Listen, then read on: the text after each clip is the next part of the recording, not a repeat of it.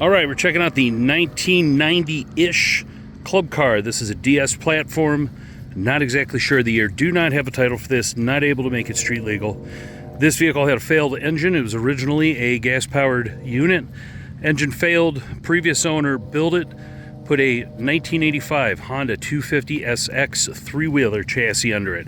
Basically cut it off where the engine comes up to the tank of the three-wheeler. Mounted it underneath. Includes the rear axle, shift components, and everything. So that's a ATC 250 SX. The 250 SX was electric start with reverse. Everything works as it should. What you'll see here on the side, this jockey shifter is simply the foot shifter with an extension mounted to it, and you run it with your hand. It is a clutchless shift. That means you do not have to push the clutch, just let off the throttle a little bit. The last person who owned it was the one who built it. They ingeniously set up the throttle to run as it should, use the brakes from the three-wheeler, and also the reverse lever. You depress that while you're moving the shifter, and it allows you to shift into reverse. When I purchased it, it was not running correctly. It would load up on fuel or starve on fuel and shut off. So I found out the gas tank was mounted to it almost direct even with the carburetor. So I replaced the carburetor, added a 12-volt electric fuel pump, low pressure, and it runs absolutely perfect now. So to start it, you can see here I've got switches that allow you to add additional controls later on, lights and things like that if you want. 12-volt fuel pump, switch it on, make sure she's in neutral. Down here is the choke. Starts just like it should. And that's absolutely a cold start. As you can see, this is sitting for sale right now in my front yard. Engine is ice cold. For record, it is about 51 degrees outside right now. So, not terribly cold, but I do run a trickle charger on it in the winter. It has obviously a much larger battery than what came from the factory. That's more of a small car battery. I do have a disconnect on there. I also added in a fuse panel.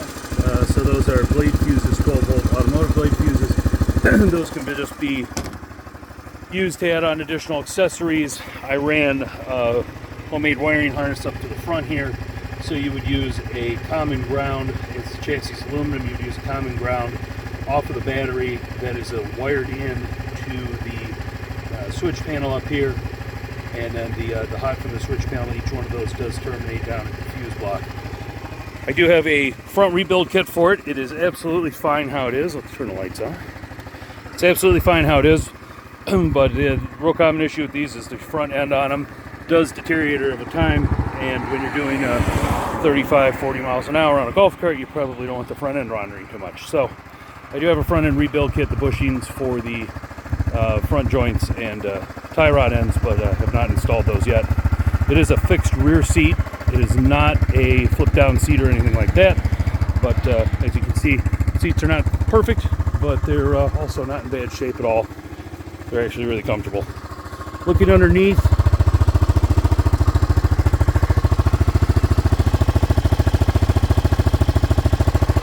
one of the nice things about the 250 SX as a donor is it is a shaft drive.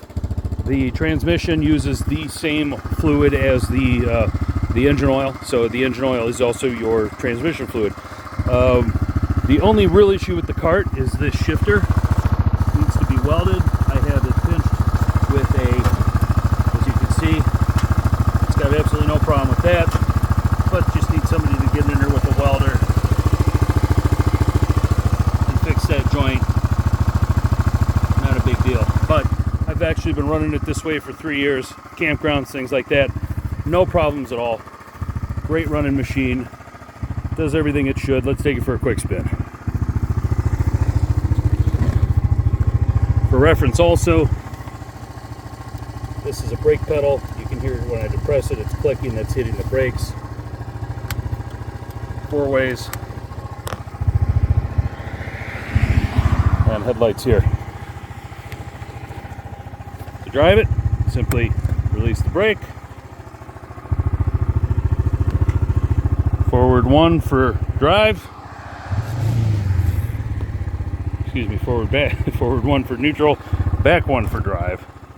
And then ratchet back to go into additional gears.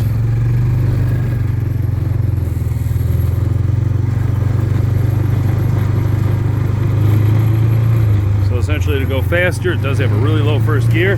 Just give this a pull. And again, third gear, and so on.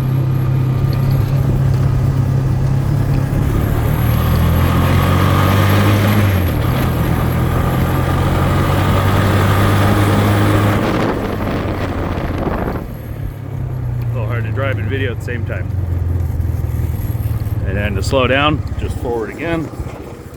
Obviously brakes are the best for slowing down, and that puts you right back into neutral. For reverse, step on the brake,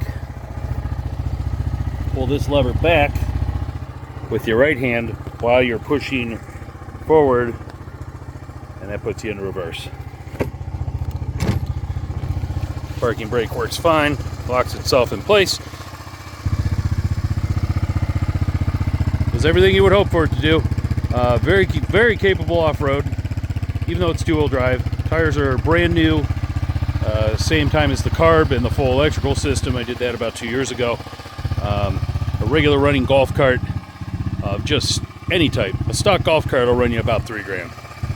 This is a head turner. It's always fun at the campgrounds to roll up and have a shifter on the side, and obviously it sits here idling, nice and quiet, but idling, and you will be stopped and asked a lot of questions about it, because anybody who sees this knows there's something up when they see the Honda logo and the shifter on the side. So it's a really fun machine. Stop by, take a look, give me a call, 440-227-1225. My name's Brian. Text or call 440-227-1225, located in Perry, Ohio, 44081. Thanks.